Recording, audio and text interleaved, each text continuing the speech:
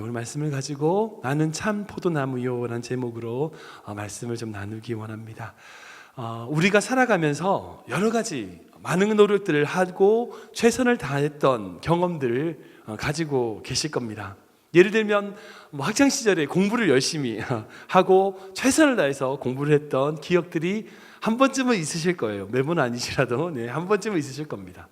그리고 직장 생활에서 마찬가지죠. 직장 생활에서 어떤 결과를 얻기 위하여 좋은 결과를 받기 위해서 최선을 다했던 경험 있으실 겁니다.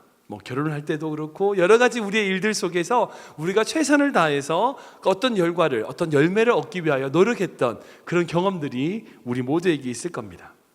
그런데 우리가 그런 인생들을 되돌아보면요, 정말 최선을 다하고 열심히 노력해서 귀한 열매, 정말 좋은 열매를 얻었던 그런 경험이 있으실 겁니다. 그런가 하면 때로는 정말 그렇게 노력을 했는데 그렇게 최선을 다했음에도 불구하고 좋은 결과를 얻지 못하는 그런 경험들도 여러분들에게 있으셨을 겁니다. 그런 경험들을 하게 되면요, 결국 정말 우리가 깨닫게 되는 게 있어요. 그게 뭐냐? 아름다운 열매, 좋은 결과라고 하는 것이 우리의 노력만으로 되는 게 아니라는 거예요. 우리가 노력해야죠. 노력하는데 노력하는 것만으로 다 되는 게 아니더라는 거죠. 바로 우리를 인도하시는 하나님의 은혜가 필요하다는 것을 우리가 노력해보면 알아요. 노력 안 하면 모르는데 정말 최선을 다해서 노력해보면 그걸로 다 되는 게 아니구나 하는 걸 깨닫게 됩니다. 아무튼 그것은 좀 하나님의 편 입장이고요, 우리 편에서 보면 정말 뭐가 필요하냐? 결국 중요한 것은 우리가 그런 노력을 해낼 수 있어야 된다는 거예요. 어떤 열매를 위하여 우리가 땀이 필요하다는 거죠. 결국 내가 흘린 땀이든지 아니면 나를 위해서 누군가가 흘렸던 땀이든지요, 반드시 흘린 땀만큼 거두는 인생이 진짜 복된 인생이에요. 여러분 생각해 보세요. 여러분들 많은 분들이 진짜 내가 흘리지 않고 대박이 나는 어떤 그런 로또라든지 그런 것들이 복이라고 생각하는데요, 아니요, 그 복 아니에요. 자기가 헌신한 만큼, 자기가 수고한 만큼, 자기가 흘린 땀만큼 거두는 인생이 진짜 복된 인생이에요. 혹시 여기서 이제 농사 지어 보신 분 계실지 모르겠습니다. 어렸을 때 농촌에서 자라시면서 농사를 지으신 분, 어떤 밭을 읽어보신 분 계실지 모르겠습니다. 저 같은 경우는 저도 도시에 자랐으니까 저희 농사를 안 해봤어요. 근데 제가 LA에 있을 때 작은 교회를 섬기면서 공부를 할 때 있었어요. 그때 좀 시간에 여유가 있어가지고요, 저희 집에 이제 조그만 텃밭이 있는데 그것을 가꾸었던 적이 있습니다. 그때 이제 그 땅을 다 파가지고 이제 잡초들이 워낙 많으니까 뿌리를 다 걸러내고 뿌리를 다 버리고 거기다가 이제 상추랑 깻잎이랑 고추랑 이런 가지가지 채소들을 심어가지고 아침마다 야 대규야 가서 그 고추 떼와 그러면 이제 가서 떼오고 그렇게 가지고 이제 살았던 저희들 기억이 있었습니다. 같이 가족들과 함께 맛있게 먹었던 그런 기억이 있습니다. 그때 정말 작은 텃밭이지만요, 그 조그만 땅을 개간하고 농사를 지으면서 내 생각이 들었던 게 그거예요. 참 농사는 정직하다는 생각이 들었었어요. 정말 흘린 땀만큼 수고한 열매를 거두는 게 농사구나, 그런 생각을 제가 좀 했었습니다. 그래서 이런 말이 있죠. 땅은 사람을 속이지 않는다. 여러분, 돈은 사람을 속여요. 돈은 왔다 갔다 하고 근데 땅은 사람은 안 속이는 것 같아요. 그러니까 땅은요, 내가 흘린 땀만큼, 농부가 흘린 땀만큼 결실을 거두게 되는 게 땅인 것 같습니다. 오늘의 말씀은요, 약간 이 농사와 좀 연관이 되어 있습니다. 주님이 우리의 포도나무고 우리 아버지가 농부이시고 그리고 우리가 그 포도나무의 가지다 라고 하는 이 상관관계를 통하여 우리가 주님 곁에 붙어 있을 때에, 주님과 껌딱지랑 딱 붙어 있을 때에 어떤 결과가 나타나는지, 그리고 그것을 통하여 열매를 맺을 수 있다고 하는 이 주님의 말씀, 여러분요, 자연의 섭리인 거예요. 자연의 순리입니다. 이거는 하나님의 특별한 은혜를 주신 것이 아니라 그 수고의, 그 헌신의 결과가 자연스럽게 나타나는 하나님의 섭리로 우리에게 주신 말씀이라는 거죠. 중요한 점은 뭐냐? 포도나무와 가지가 연결되어 있단 말이에요. 연결되어야지만 열매를 맺을 수 있다는 겁니다. 여러분, 이거는요, 속이는 거 아니에요. 속이는 거 아닙니다. 과장하는 거 아닙니다. 당연한 거죠. 가지가 나무에 붙어 있으면 자연스럽게 열매를 맺게 되는 것, 이것은 당연한 자연의 섭리인 겁니다. 그래서 예수님은 5절 말씀에 이렇게 말씀하시거든요. 같이 읽어보겠습니다. 시작. 나는 포도나무요 너희는 가지라. 그가 내 안에 내가 그 안에 거하면 사람이 열매를 많이 맺나니 나를 떠나서는 너희가 아무것도 할 수 없습니다. 아멘, 아멘. 맞습니다. 이 말씀입니다. 우리가 주님 안에 있을 때에, 주님과 연결될 때에 열매를 맺게 되며, 그리고 그 열매를 통하여 어떻게 된다고요? 하나님께 영광을 돌리는 거예요. 그 열매를 통하여 하나님이 기뻐 받으신다는 거예요. 여러분, 이것이 바로 우리 인생에 적용되어야 되는 법칙입니다. 많은 사람들이요, 농사꾼이 아니더라도 다 알죠. 팥 심은 데 팥 나고 콩 심은 데 콩 난다. 다 알아요. 모두가 다 아는 이치입니다. 그런데 많은 성도들이 콩 심은 데 콩을 거두려고 하지 않아요.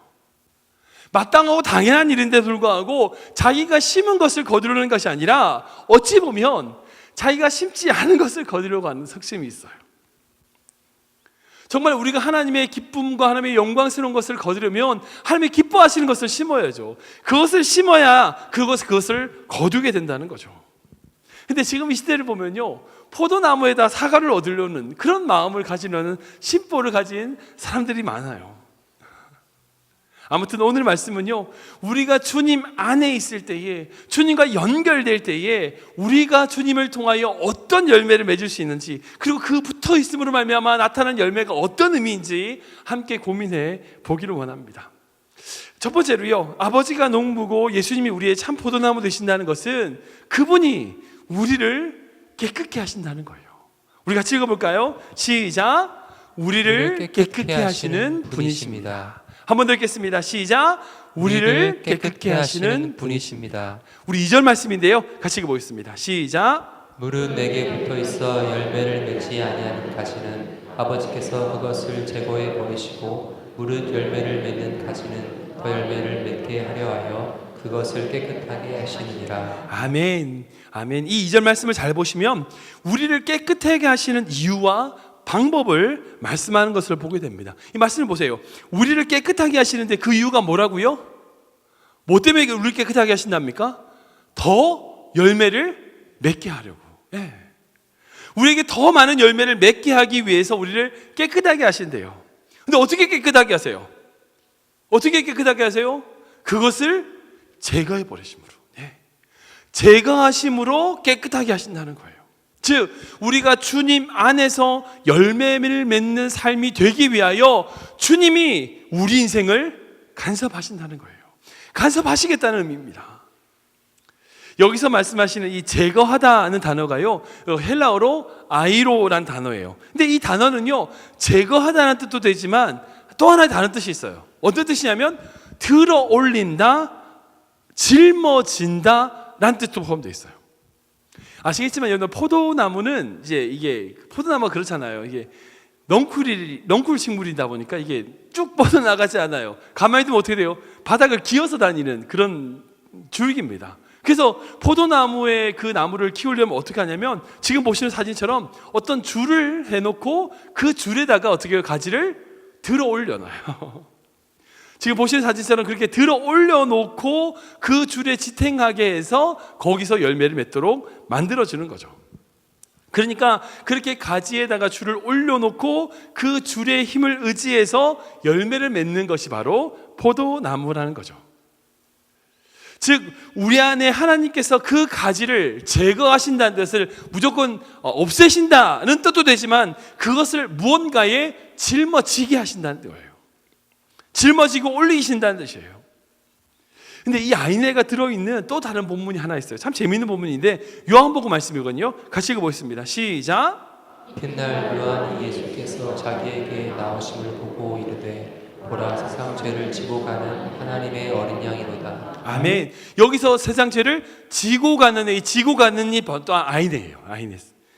이 아이네가 바로 이 지고 가는 일에 똑같은 일 쓰는 거예요. 그러니까 이거를 그대로 표현하자면 또 이렇게 되는 거예요. 이튿날 요한이 예수께서 자기에게 나오심을 보고 이르되 보라 세상 죄를 제거하는, 다음 페이지요, 제거하는 하나님의 어린 양이로다라고 해석이 될 수 있는 거예요.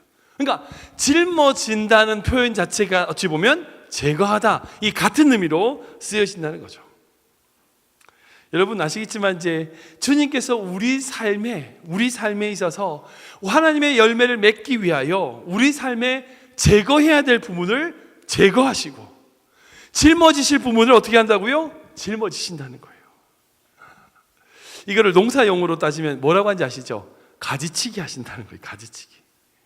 혹시 농사를 지어보시면 아시겠지만 이 가지치기가 있어요. 이게 뭐냐면 과실나무라는 것을 보면 꽃이 피고 열매를 맺을 때쯤에 늘 이제 어떤 가지치기를 해야 돼요. 즉 뭐냐면 나무 하나, 사과나무라고 치면 사과나무 하나 있으면 거기 나무에 약 50개에서 60개 정도의 열매만 남겨놓고 나머지를 어떻게 해요? 다 제거해요. 그렇게 제거함으로 그 50개에서 60개의 사과가 어떻게 해야 되죠? 크게 되는 거예요. 만약 그냥 한 100개 달려있는데 그 100개를 그대로 두면 어떻게 됩니까? 100개 다 잘 자란 나무가 되는 거예요. 잘 자란 사과가 되는 거예요. 그런데 그 중에서 40개를 제거시키니까 나머지 50개나 60개가 더 큰 사과로 더 좋은 열매로 거둘 수 있게 된다는 거죠. 마찬가지로 주님께서 우리 삶을 더 풍성한 열매를 맺게 하기 위하여 어떻게 하는지 아세요? 제거하세요. 때로는 우리가 불필요한 부분들을 제거하시고요, 때로는 우리에게 없어야 될 부분을 제거하시는 분이에요.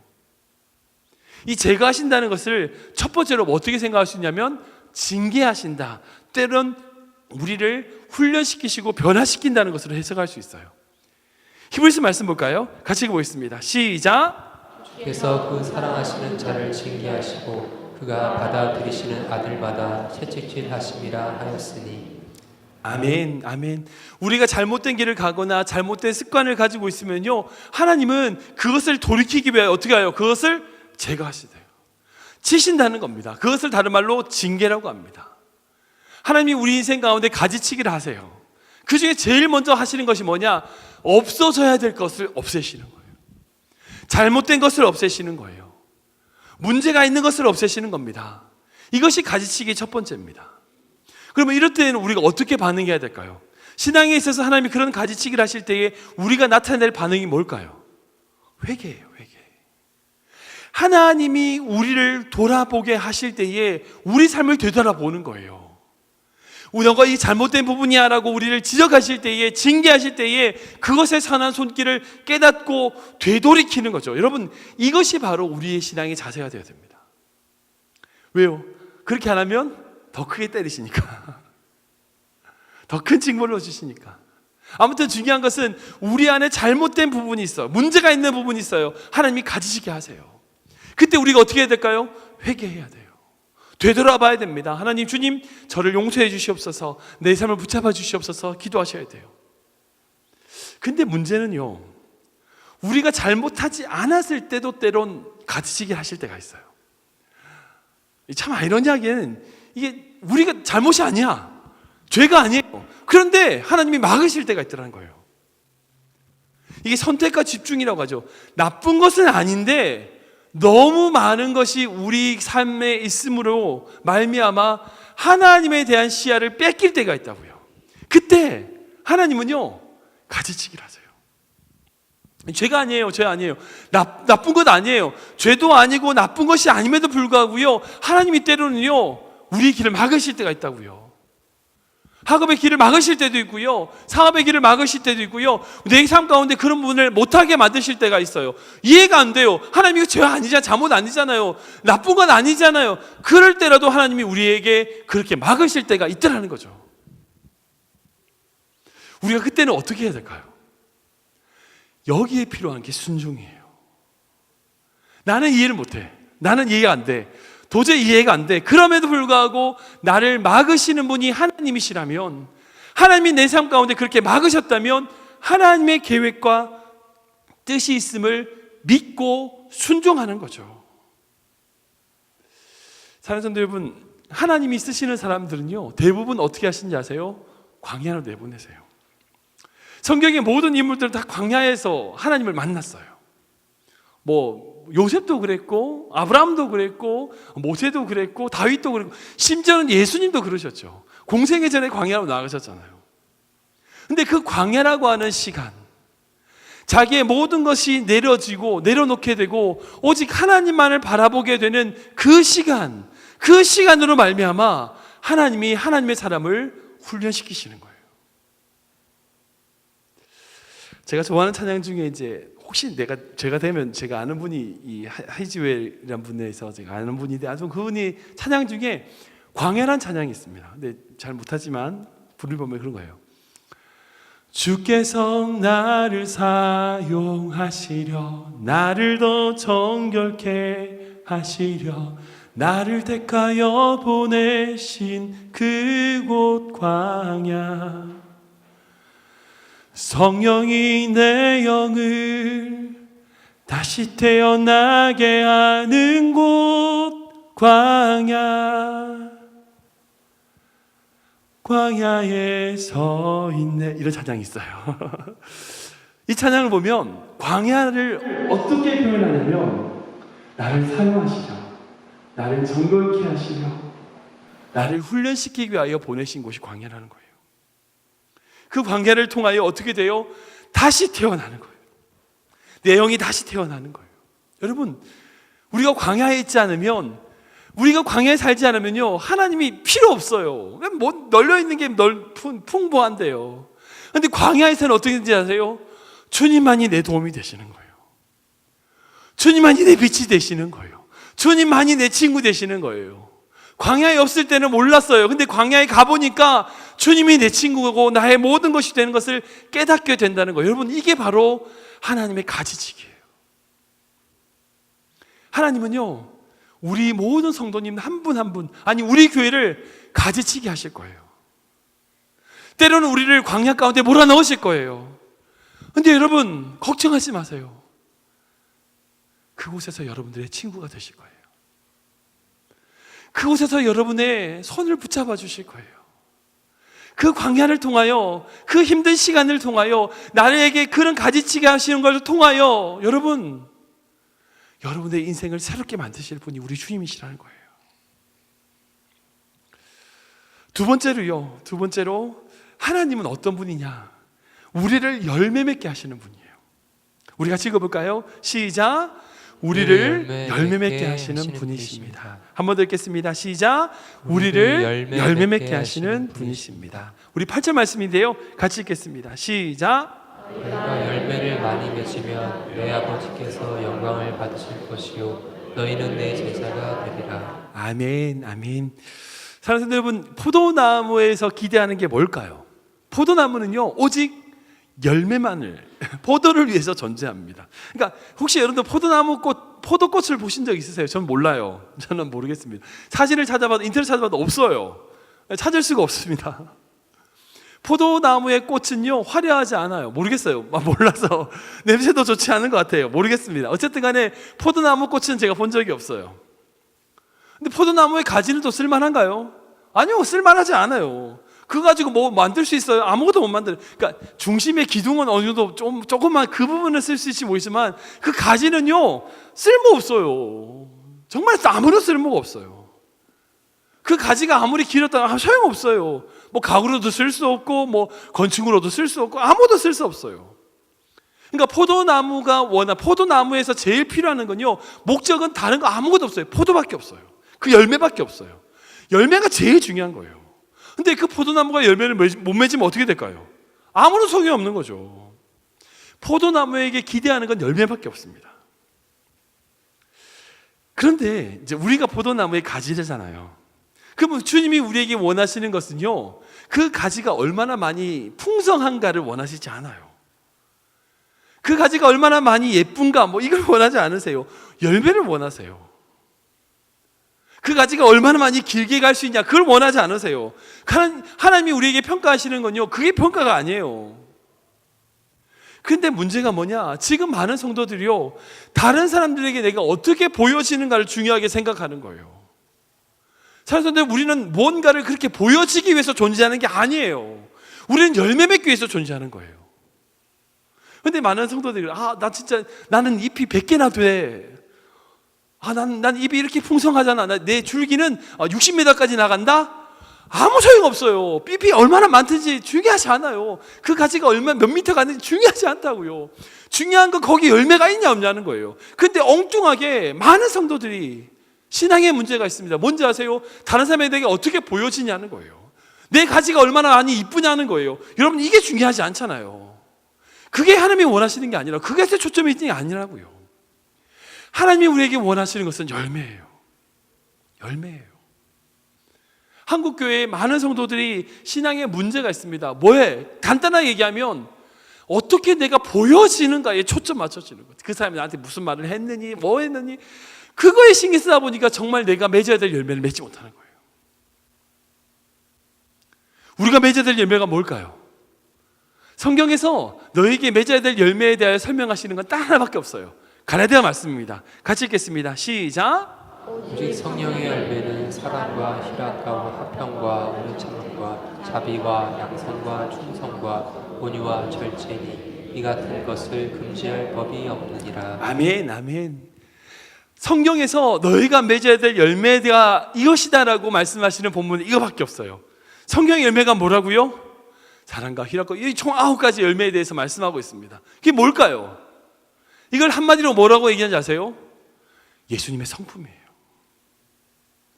예수님 안에서 맺어야 되는 제일 중요한 열매가 뭐냐? 여러분, 내가 뭘 하고 교회에서 무슨 봉사를 하고 어떻게 하고 아니에요.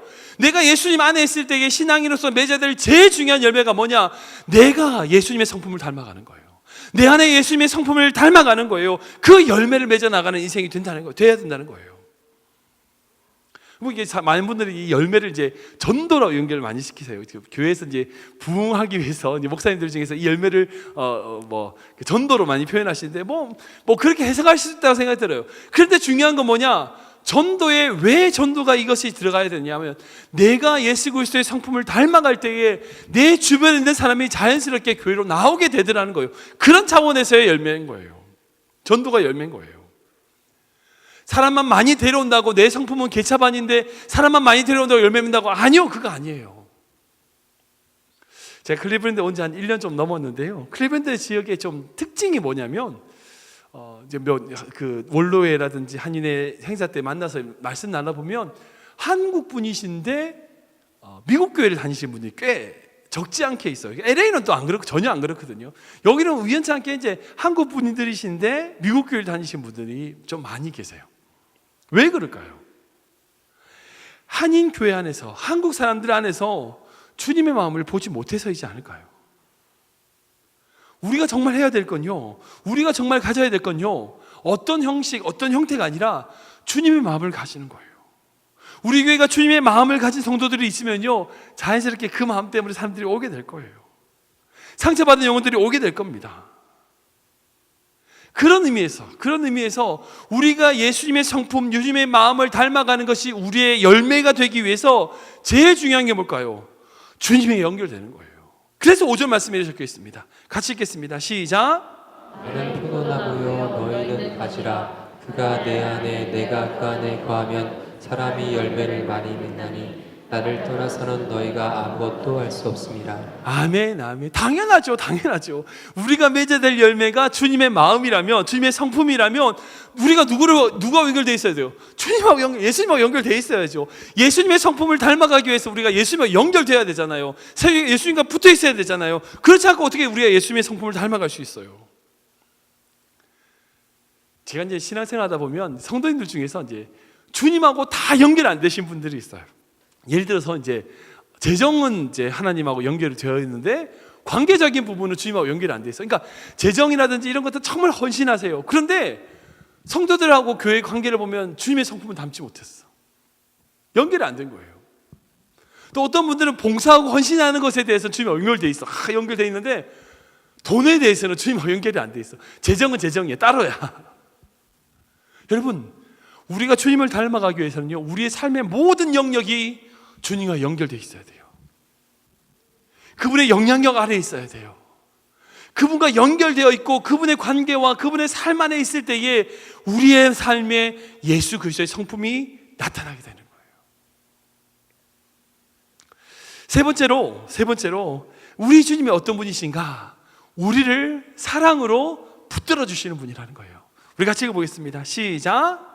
우리를 사랑으로 붙들어 주시는 분이십니다. 한 번 더 읽겠습니다. 시작. 우리를 사랑으로 붙들어 주시는 분이십니다. 우리 9절 말씀인데요, 같이 읽겠습니다. 시작. 아버지께서 나를 사랑하신 것 같이 나도 너희를 사랑하였으니 나의 사랑 안에 거하라. 아멘. 네. 어찌 보면 이 말씀이 오늘 말씀의 제일 중요한 핵심적인 부분 같습니다. 주님이 우리의 포도나무고 우리가 가지면, 우리가 자연스럽게 연결되어 있으면 열매를 맺게 된다는 거죠. 그리고 정말 주님께서 그렇게 가지치기라든지 깨끗하게 하시고 열매를 맺기 위하여 우리를 인도하신다. 그리고 결국 이 모든 것에 있어서 우리가 받는 느낌은 뭐냐면, 우리가 정말 하나님께서 우리를 붙들고 계신다는 거예요. 여러분 생각해 보세요. 가지가 나무를 붙드나요? 나무가 가지를 붙드나요? 이해가 잘 안 되시면 제가 질문을 바꿔볼게요. 제가 잠깐만 이렇게 해서 이렇게 했어요. 이렇게 했는데, 제가 방금 떠 있을 때 우주로 갈 수도 있지만 제가 그냥 지구를 제가 당겼어요. 지구를 제가 당겼을까요? 지구가 저를 당겼을까요? 제가 떠 있는 동안에 우주로 갈 수 있지, 아니지, 말 이상하다. 어쨌든 간 중요한 건 지구가 저를 당긴 거죠. 여러분, 가지가 나무를 붙드는 게 아니에요. 나무가 가지를 붙들어요. 이거 연결시키면 어떻게 되는지 아세요? 우리가 주님을 붙드는 게 아니에요. 주님이 우리를 붙드시는 거예요. 많은 성도님들이 이미 본문 말씀을 다 이해하고 설교를 듣고 나서 이렇게 해서, 그래, 내가 최선을 다해서 주님을 붙들어야지. 내가 열매를 맺기 위해서, 주님 안에서 정말 그러기 위해서 주님을 붙들어야지. 여러분, 이렇게 해석하시면 안 돼요. 이 말씀의 핵심은요, 우리가 주님을 붙드는 게 아니라 주님이 우리를 붙드시는구나 하는 걸 믿는 거예요. 주님이 나를 붙드시는구나, 내가 힘으로 붙드는 인생이 아니라 주님이 나를 붙드시기에 살아가는 것이구나 하는 것을 믿고 바라보는 거예요. 여러분, 그런 믿음이 있을 때요, 우리가 한 일에 대하여 자신하지 않을 수 있어요. 교만하지 않을 수 있습니다. 왜? 우리가 한 게 아니니까. 주님이 붙드신 거니까. 그리고 반대로 우리가 못한 일에 대하여 낙심하지 않을 수 있습니다. 왜요?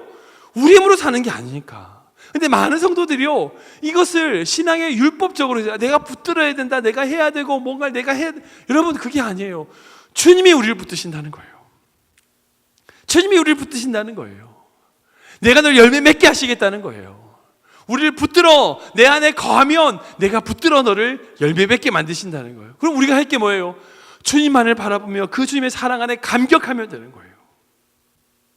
우리가 주님의 그 사랑 안에 거하면 되는 거예요. 그 사랑을 누리면 되는 겁니다. 사랑하는 성도 여러분, 주님은 결코 우리를 포기하지 않으세요. 혹시 우리가 주님의 손을 놓을 수는 있어요. 그러나 결코 주님은 우리 손을 놓지 않으십니다. 행위적으로는요, 붙어 있으려는 것이 아니라 그 사랑을 믿고 감사하는 거예요. 이게 소두나무의 놀라운 비밀이에요.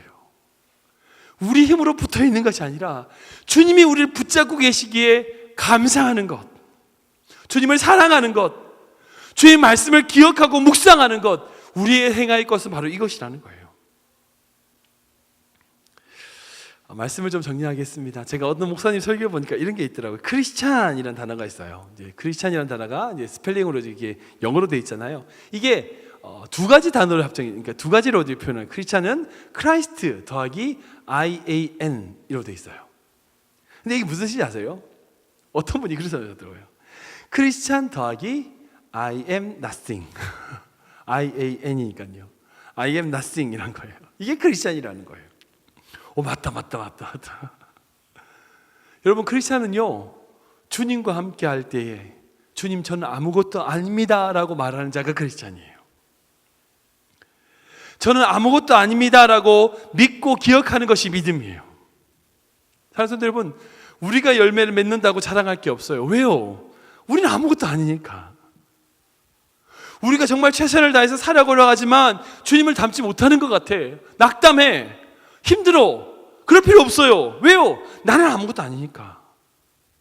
여기 중요한 것은요, 주님이 아니면 나는 아무것도 아닙니다라고 말하는 것, 이것이 믿음이라는 거예요. 사랑하는 여러분, 교회 다니는 게 믿음 아니에요.